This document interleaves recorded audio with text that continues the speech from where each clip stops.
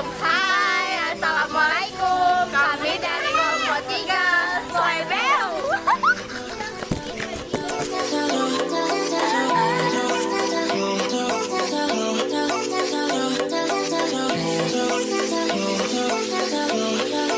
One, two, three, four. Arti penting pokok-pokok pikiran dalam pembukaan Undang-Undang Dasar Negara Republik Indonesia tahun 1945.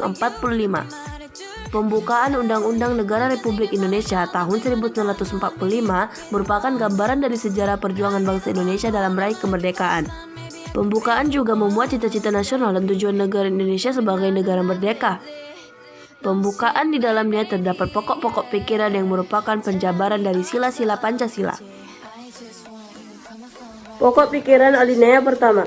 Negara mengatasi segala paham golongan dan mengatasi paham perorangan. Negara menghendaki persatuan, meliputi segenap bangsa Indonesia seluruhnya. Inilah suatu dasar negara yang tidak boleh dilupakan. Hal ini menunjukkan pokok pikiran persatuan.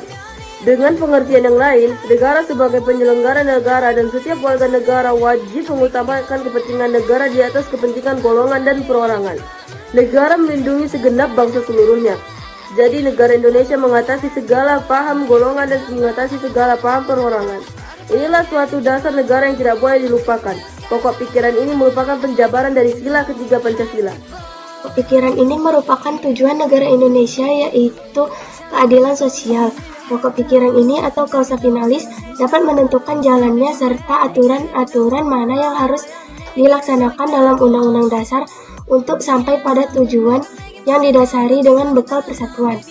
Ini merupakan pokok pikiran keadilan sosial yang didasarkan pada kesadaran bahwa manusia Indonesia mempunyai hak dan kewajiban yang sama untuk menciptakan keadilan sosial dalam kehidupan masyarakat. Pokok pikiran ini merupakan penjabaran sila kelima Pancasila.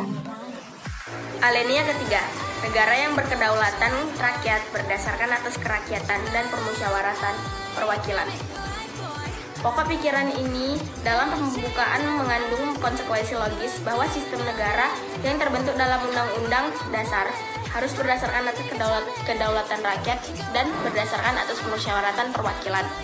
Memang pengertian ini sesuai dengan sifat masyarakat Indonesia. Ini adalah pokok pikiran kedaulatan rakyat yang menyatakan bahwa kedaulatan adalah di tangan rakyat dan dilakukan sepenuhnya oleh Majelis Permusyawaratan Rakyat. Pokok pikiran ini merupakan penjabaran sila keempat Pancasila. Pokok pikiran dari alinea keempat adalah menuntut konsekuensi logis bahwa Undang-Undang Dasar harus mengandung isi yang mewajibkan pemerintahan dan lain-lain. Penyelenggara negara untuk memelihara budi pekerti luhur dan memegang teguh cita-cita moral rakyat yang luhur. Hal ini menegaskan pokok pikiran ketuhanan yang Maha Esa, yang mengandung pengertian takwa terhadap Tuhan yang Maha Esa. Selain itu, pokok pikiran kemanusiaan yang adil dan beradab, mengandung pengertian menjunjung tinggi hak asasi manusia yang luhur. Pokok pikiran keempat, ini merupakan dasar moral negara yang pada hakikatnya merupakan suatu penjabaran dalam sila pertama dan sila kedua. 1. Pokok pikiran yang terkandung dalam pembukaan Undang-Undang Dasar Negara Republik Indonesia tahun 1945 adalah sumber hukum tertinggi di Indonesia. 2. Seluruh peraturan perundang-undangan di Indonesia harus bersumber pada pembukaan Undang-Undang Dasar Negara Republik Indonesia tahun 1945 yang di dalamnya terkandung asas kerohanian negara yaitu Pancasila. Pembukaan Undang-Undang Dasar Negara Republik Indonesia tahun 1945 yang memuat dasar falsafah negara di Pancasila dan Undang-Undang Dasar Negara Republik Indonesia tahun 1945 merupakan satu kesatuan yang tidak dapat dipisahkan, bahkan merupakan satu rangkaian kesatuan nilai dan norma yang terpadu. Undang-Undang Dasar 1945 terdiri dari rangkaian pasal-pasal yang merupakan perwujudan dari pokok-pokok pikiran yang terkandung dalam pembukaan. 정신 못 차리게 만들고 싶어 숨기고 있지만 나도 보고 싶어 If you want it, you can get it If you want it, 네 목소리를 더 들려줘 boy 식사는 없어 배고파도 음료는 없어 목말라도 달콤한 맛만 디저트 맛만 원하게 될 거 알잖아 Sekian dari kami. Wassalamualaikum warahmatullahi wabarakatuh.